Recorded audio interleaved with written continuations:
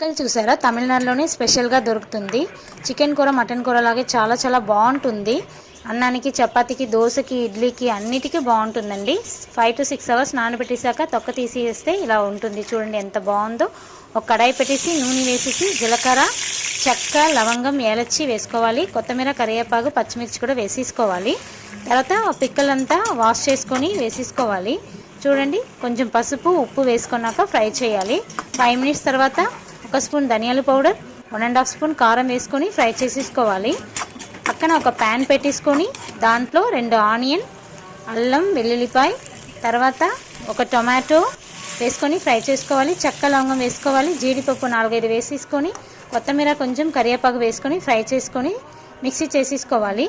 దాని తర్వాత దాంట్లో వేసేయాలండి. అంతే, చూడండి ఎంత వాటర్ కావాలో అంత వాటర్ వేసేసుకోవాలి.